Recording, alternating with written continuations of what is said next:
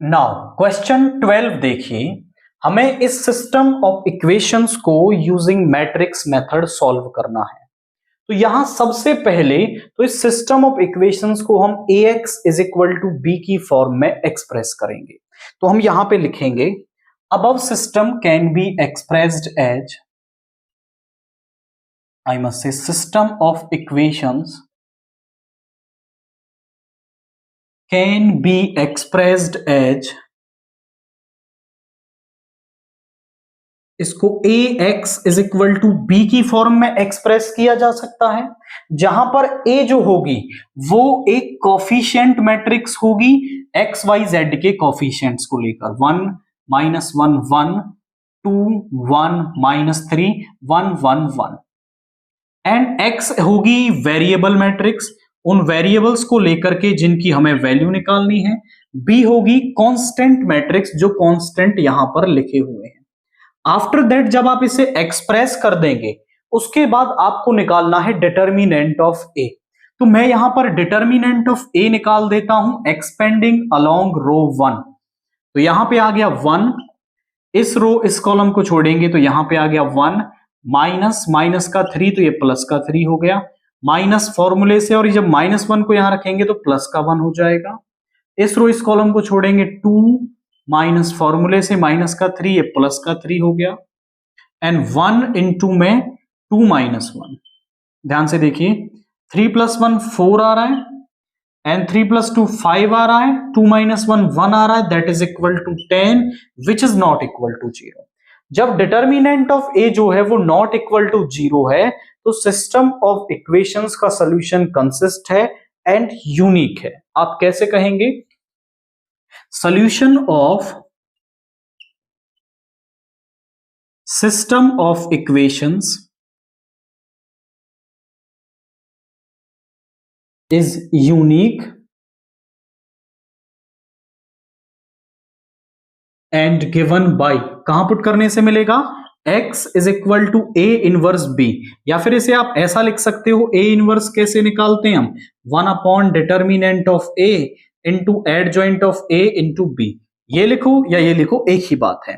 तो हमें adjoint of a की नीड होगी, इनवर्स निकालोगे तब भी इसकी नीड होगी। अब 2 ऑर्डर की मैट्रिक्स में तो डायरेक्ट हो जाता है शॉर्टकट मेथड से, लेकिन यहां तो कोफैक्टर्स निकालने पड़ेंगे। तो बारी बारी हम सारे कोफैक्टर्स निकालते हैं। सबसे पहले a11 -1 की पावर 1 + 1, इस रो इस कॉलम को छोड़ेंगे 1 माइनस का 3 तो ये प्लस का 3 हो जाएगा, यहां पे आ गया 4। a12 -1 की पावर 1 + 2, इस रो इस कॉलम को छोड़ेंगे 2 माइनस का 3 ये प्लस का 3 आ गया, -1 की पावर ऑड नंबर ये नेगेटिव ये माइनस का 5 आ जाएगा। a13 -1 की पावर 1 + 3, इस रो इस कॉलम को छोड़ेंगे 2 - 1 इज इक्वल टू 1 आ गया। इसके बाद a21 -1 की पावर 2 + 1, इस रो इस कॉलम को छोड़ेंगे तो -1 और यहां -1 की पावर ऑड नंबर नेगेटिव हो जाएगा तो प्लस का 2 हो गया, -2 आया प्लस का 2 हो गया। a22 -1 की पावर 2 + 2, इस रो इस कॉलम को छोड़ेंगे तो 1 - 1 यानी कि 0 आ गया। इसके बाद a23 -1 की पावर 2 + 3, इस रो इस कॉलम को छोड़ेंगे तो 1 माइनस ये माइनस का 1 तो यहां प्लस का 1 हो जाएगा, -1 की पावर ऑड नंबर तो नेगेटिव हो गया माइनस का 2। थोड़ा ध्यान से लिखें।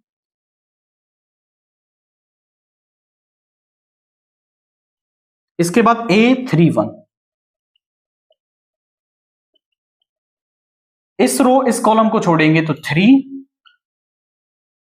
- 1 यानी 2, -1 की पावर इवन नंबर तो पॉजिटिव 2 आ गया।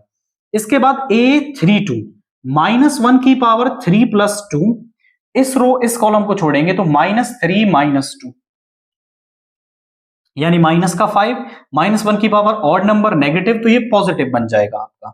इसके बाद a33 निकालें, -1 की पावर 3 + 3, इस रो इस कॉलम को छोड़ेंगे 1 माइनस माइनस का 2 तो ये प्लस का 2 हो जाएगा और ये आ गया 3, यानी सभी कोफैक्टर्स हमने निकाल दिए।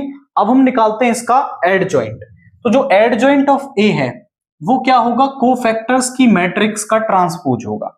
4 - 5 1, 4 - 5 1 एंड 2 0 - 2, इसके बाद है 2 5 3।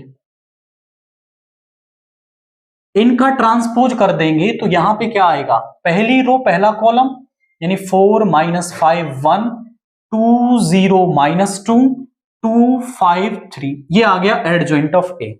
यहां पुट करते हैं x is equal to 1/10, adjoint of a is 4 2 2 -5 0 5 1 - 2 3, और यहां पे रखोगे b को, दैट इज 4 0 2, मल्टीप्लाई करना है। कैसे करेंगे देखिए जरा,